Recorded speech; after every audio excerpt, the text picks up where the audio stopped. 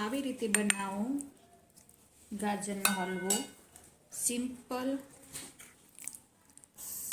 ટ્રીકથી, જેને જોતા વેત જ પાણી આવી જાય. સરળ અને સિમ્પલ રીતથી ગાજરનો હલવો. તો હેલો એવરીવન, રામ રામ અને જય શ્રી કૃષ્ણ. કેમ છો? આઈ હોપ કે બધા મજામાં જ હશો. અને ફરીથી ઉમિયા બ્લોગમાં આપ સર્વનું હાર્દિક સ્વાગત છે. તો આજે આપણે સરસ મજાની રેસીપી લઈને હાજર છીએ.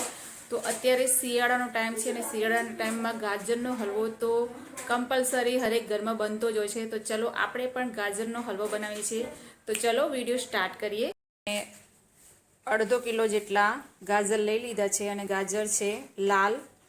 તો ચલો આપણે હવે આને વોશ કરીને છીલી નાખશું. આપણે વોશ કરી લીધા છે અને એની છાલ પણ નીકાળી લઈશું.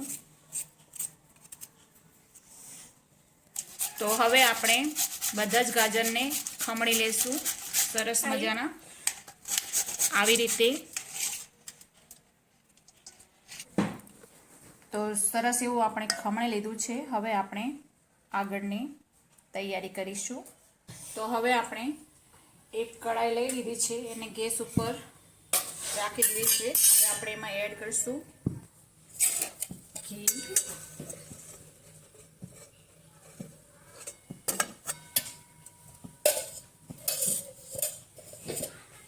ઘી થોડું ગરમ થઈ જાય એટલે આપણે એમાં થોડા ડ્રાયફ્રૂટ એડ કરીશું.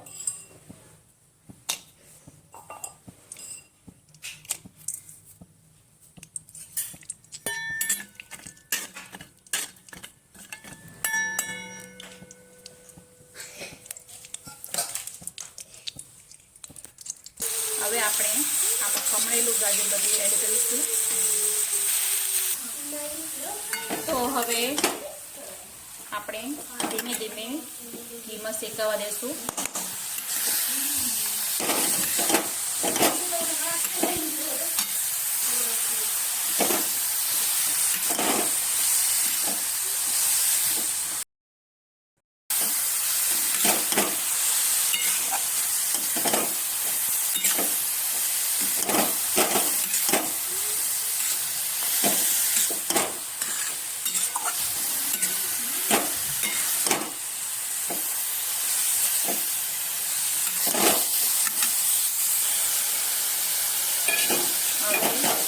થોડું થોડું કરીને આપણે ગરમ દૂધ એડ કરીશું.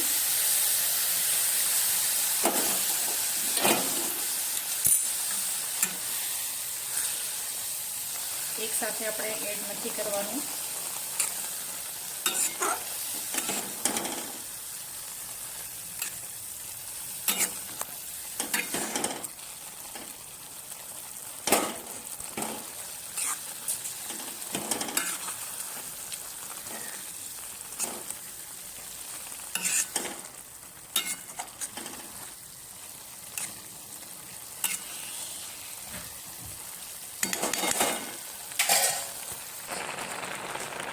બધું જ દૂધ છે એ બળી જવું જોઈએ.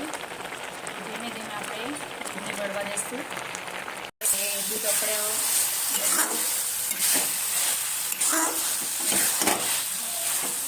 થઈ ગયું છે અને હવે આપણે હલવાના ફોર્મમાં એક આવી રહ્યું છે.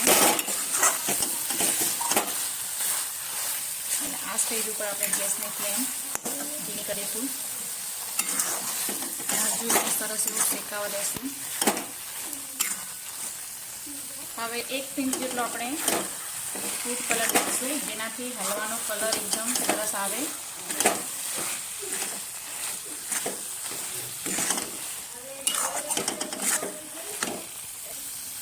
હવે ઉપર થોડા આપણે ડ્રાયફ્રૂટ એડ કરીશું.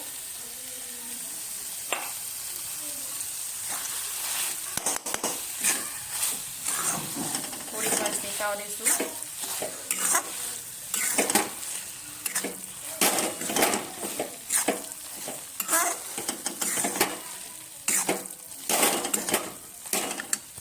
હવે આપણે થોડો ઇલાયચીનો પાવડર નાખશું, જે ફ્લેવરને સરસ બનાવે.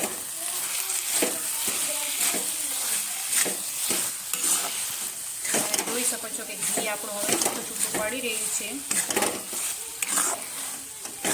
હવે લાસ્ટ સ્ટેજમાં આપણે આમાં એડ કરવાની છે ખાંડ. તો હવે હું ખાંડ એડ કરીશ. 3 ચમચ જેટલી ખાંડ એડ કરું છું. પછી જોશું અગર થોડું મોરું લાગશે તો એડ કરીશું, પણ હાલ 3 ચમચ એડ કરીશું. એને મિક્સ કરીશું આપણે. તો ગાજર ઓલરેડી મીઠા જ હોય છે, તો એની અંદર પણ મીઠા હોય એટલે ખાંડની એટલી જરૂર નથી પડતી. પછી જોઈશું આપણે.